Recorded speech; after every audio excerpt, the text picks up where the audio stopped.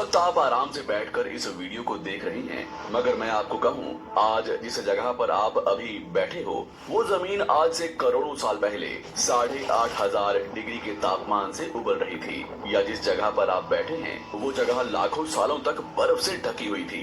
ये दोनों बातें सच हैं। इस 15 मिनट की वीडियो के अंदर आप पृथ्वी के 450 करोड़ साल के सफर को देखने वाले हैं।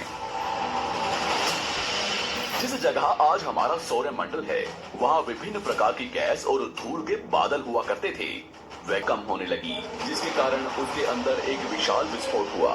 विस्फोट की वजह से अंतरिक्ष की ये धूल एक दूसरे से दबने लगी। इस दौरान बादलों में स्थित धूल के कण दबाव और गर्मी के कारण बड़े उल्कापिंड और पत्थरों में परिवर्तित हो चुके थे, और इसी दबाव की वजह से इन बादलों में स्थित रेडियो एक्टिव पदार्थ ने ग्रेविटी का निर्माण किया। इस ग्रेविटी के कारण बीच में हाइड्रोजन और हीलियम इकट्ठा होने लगे।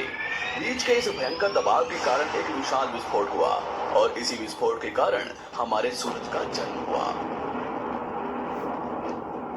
अंतरिक्ष में फैले एस्टेरॉयड यानी क्षुद्र ग्रहों में भारी वजन की वजह से सूरज के करीब आकर सूरज की परिक्रमा करने लगे।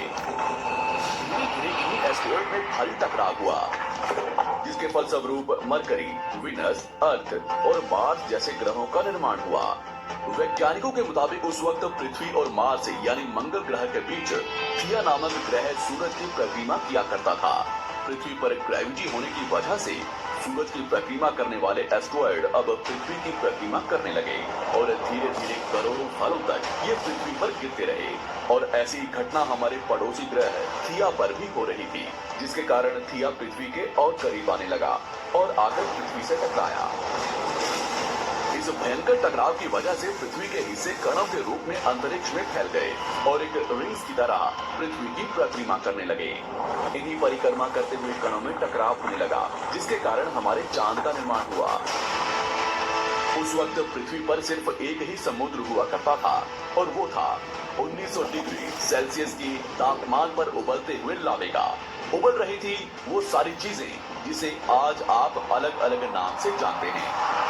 वक्त के साथ साथ पृथ्वी धीरे धीरे ठंडी हो रही थी, जिसके कारण पृथ्वी के भारी तत्व जैसे धातु और रेडियो एक्टिव पदार्थ पृथ्वी के केंद्र में जाकर इकट्ठा हो गए, और हल्के पदार्थ पृथ्वी की सतह पर आ गए। लाखों सालों तक पृथ्वी पर उल्कापिंडों की बरसात हुई, और इन गिरते हुए उल्कापिंडों में जमा था नमक, मिनरल्स और पानी। करोड़ों सालों तक इन उल्कापिंडों की बरसात होती रही, और धीरे धीरे पृथ्वी की ऊपरी सतह पानी से ढकने लगी। वैज्ञानिकों के मुताबिक यही वो वक्त था जब दूर गहरे पानी के अंदर निकलते ज्वालामुखियों से पहली बार सूक्ष्म जीवों का निर्माण हुआ। लाखों सालों बाद एक वक्त ऐसा आया जब पृथ्वी की पूरी सतह पानी से ढक चुकी थी। हमारी पृथ्वी के सबसे अंदर का कोर रेडियो एक्टिव पदार्थ से बने होने की वजह से हरदम गर्म होता रहता है, लेकिन जब भी पृथ्वी की ऊपरी जमीन ठंडी हो जाती है, तब पृथ्वी के अंदर की गर्मी बाहर नहीं निकल पाती, जिसके कारण ज्वालामुखियों का निर्माण होता है। और उस वक्त कुछ ऐसा ही हुआ। पानी से ढकी हुई पृथ्वी पर हजारों की तादाद में ज्वालामुखी निकलने लगे, और आने वाले लाखों सालों तक इन ज्वालामुखियों का निकलना जारी रहा, जिससे पानी के ऊपर जमीन का निर्माण हो रहा था। इस वक्त भी पृथ्वी पर वातावरण न होने की वजह से अंतरिक्ष से उल्कापिंडों की बरसात हो रही थी। आज से लगभग 300 करोड़ साल पहले पृथ्वी पर ऐसा वक्त आया जब पृथ्वी का वातावरण लगभग स्थिर होने लगा था। ज्वालामुखी निकलने धीरे हो गए थे, और पृथ्वी का एक दिन 12 घंटे का हुआ करता था। साल बीतते गए, और धीरे धीरे ये सूक्ष्म जीव विकसित होते गए और समूह में रहने लगे।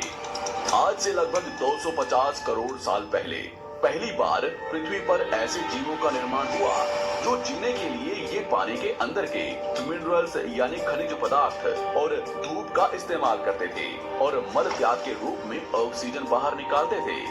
इस वक्त तक पृथ्वी पर ज्यादातर ज्वालामुखी निकलने बंद हो चुके थे, और इन माइक्रोबैक्टीरिया की वजह से वातावरण में ऑक्सीजन की मात्रा बढ़ रही थी।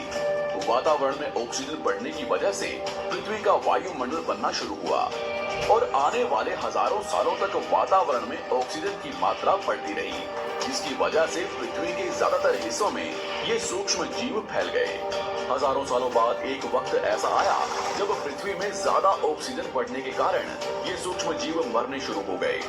उस वक्त तक पृथ्वी का वातावरण ठंडा होने के साथ साथ ऑक्सीजन से भी भर चुका था, जिसके कारण जमीन और वातावरण में स्थित आयरन यानी लोहे के मिनरल्स पानी में स्थित ऑक्सीजन से रिएक्ट होने लगे। और एक वक्त ऐसा आया जब पृथ्वी की जमीन आज के मार्स के जैसे लाल हो चुकी थी।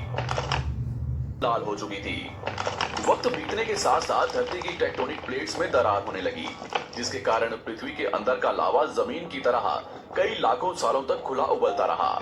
और यही वो कारण था जिसके कारण पृथ्वी के वातावरण में कार्बन डाइऑक्साइड की मात्रा बहुत बढ़ गई और पृथ्वी पर एसिड की वर्षा शुरू हो गई। एसिड रेन की वजह से पृथ्वी का तापमान घटने लगा और तापमान इतना घटा कि पृथ्वी के ऊपर स्थित पानी बर्फ में परिवर्तित होने लगा। पृथ्वी पर पहली बार भयंकर आइस एज आया। इस वक्त पूरी पृथ्वी सफेद बर्फ से ढक चुकी थी। आमतौर पर जब धरती पर सूरज की किरणें गिरती हैं, तब जमीन उन किरणों को सोख लेती है, मगर क्योंकि पूरी पृथ्वी बर्फ से ढक चुकी थी और क्योंकि बर्फ सफेद और चमकीली होती है, जिसके कारण सूरज की किरणें धरती पर गिरने के बाद वापस चली जाती थी। इसी कारण से पृथ्वी कई लाखों सालों तक बर्फ से ढकी रही, मगर फिर से पृथ्वी के अंदर स्थित गर्मी ज्वालामुखी के रूप में निकलना शुरू हो गई और इन ज्वालामुखियों से निकलने वाली गर्मी ने बर्फ को पिघलाना शुरू कर दिया।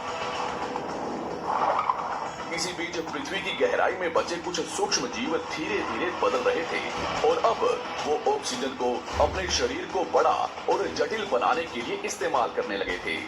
इस बीच पानी में अलग से भी छोटे समुद्री पौधे निकलने शुरू हो चुके थे।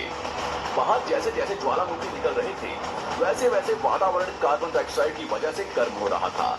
वक्त के साथ साथ बर्फ तो पिघलने लगी, मगर धरती पर फिर से एसिड की वर्षा शुरू हो गई, जिसके कारण फिर पृथ्वी ठंडी होने लगी और फिर पृथ्वी की ज्यादातर सतह बर्फ से ढक गई। ऐसा बार बार कई हजारों सालों तक होता रहा और इसी कारण से अब समुद्री जीव धीरे धीरे वातावरण के हिसाब से विकसित हो रहे थे। इस बीच कई सारे जीव और समुद्री जंगल्स भी लुप्त हो गए, मगर जो बच गए वो धीरे धीरे पृथ्वी के बदलते तापमान के हिसाब से ढलते गए और अब हजारों सालों बाद समुद्री पेड़ बर्फ की वजह से पूरी तरह से मरते या सूखते नहीं थे। अब सूक्ष्म जीव समुद्री जीव बन चुके थे। जब फिर से ज्वालामुखियों ने पृथ्वी की बर्फ को पिघलाना शुरू किया, तब ये समुद्री पेड़ जल्दी विकसित होकर फैल गए। धीरे धीरे वातावरण में ऑक्सीजन की मात्रा बढ़ने लगी और पृथ्वी पर होने वाली एसिड की वर्षा कम होने लगी। वातावरण में ऑक्सीजन आने की वजह से पृथ्वी की ओजोन लेयर मोटी होने लगी और आज से लगभग 47 करोड़ साल पहले पृथ्वी की ऊपरी सतह पर पहली बार मोसोस नामक प्लांट उगना शुरू हुआ। वक्त के साथ साथ जमीन पर अलग अलग प्रकार के पौधे और पेड़ उगना शुरू हुए। एक वक्त ऐसा आया जब जमीन के पेड़ों की लंबाई लगभग 80 से 100 फीट जितनी या आज की 5 से 6 मंजिला बिल्डिंग जितनी ऊंची हो चुकी थी। ये वो वक्त था जब समुद्री जानवर समुद्र से बाहर निकल रहे थे और जमीनी जानवरों में परिवर्तित हो रहे थे। की ज्यादातर जमीन एक जगह इकट्ठी हो चुकी थी, जिसे आज हम पैंजिया महाद्वीप के नाम से जानते हैं। पृथ्वी का वातावरण और तापमान लगभग स्थिर हो चुका था और अब करीब 21 से 23 घंटे का दिन हुआ करता था। अब समुद्री जीव पानी से बाहर रहने लगे थे और वातावरण के हिसाब से उनके शरीर का रंग रूप बदल रहा था। धीरे धीरे ये जमीनी जानवर डायनासोर्स में परिवर्तित हो गए। जिन डायनासोर्स ने पेड़ पौधे खाने शुरू कर दिए, उनका शरीर लंबा और विशाल रूप से विकसित होने लगा। कुछ डायनासोर्स शिकार किया करते थे, जिसके कारण वे छोटे और तेज होते चले गए।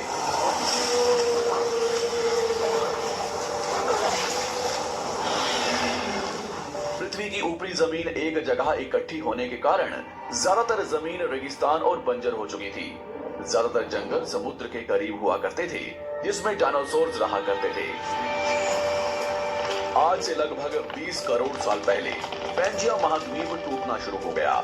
पैंजिया के विभाजित होने की वजह से पृथ्वी की ज्यादातर ऊपरी जमीन पानी के संपर्क में आने लगी, जिसके फलस्वरूप पृथ्वी पर हरियाली बढ़ती गई। इस वजह से डायनासोर्स और ज्यादा विभिन्न और विशाल होते चले गए। डायनासोर्स ने आने वाले लगभग 20 से 30 करोड़ सालों तक पृथ्वी पर राज किया। उस वक्त डायनासोर्स समुद्र से लेकर जमीन और आसमान तक पूरी पृथ्वी पर राज किया करते थे। इस दौरान अफ्रीका से टूटा भारत सीधे आकर आज के तिब्बत से टकराया और इस टकराव की वजह से हिमालय का निर्माण हुआ। आज से लगभग 6.5 करोड़ साल पहले पृथ्वी की तरफ आज के माउंट एवरेस्ट से भी बड़ा लगभग 4.5 लाख करोड़ किलो जितना वजनिया उल्कापिंड लगभग 80,000 किलोमीटर प्रति घंटे की स्पीड से पृथ्वी की तरफ आ रहा था। पृथ्वी की सतह को छूते ही उसमें भयंकर आग लगी और वो जलते हुए सीधा पृथ्वी से टकराया। इस टकराव से निकलने वाली ऊर्जा आज के 10 करोड़ परमाणु बम एक साथ फटने के बराबर थी। जहां ये उल्कापिंड गिरा, वहां के जानवर और पेड़ तुरंत भाप बनकर जल गए। गिरते ही पृथ्वी पर पूरी तरह धूल फैलने लगी, समुद्र में भयंकर बाढ़ आने लगी। भूकंप और आग ने पृथ्वी को जलाना शुरू कर दिया।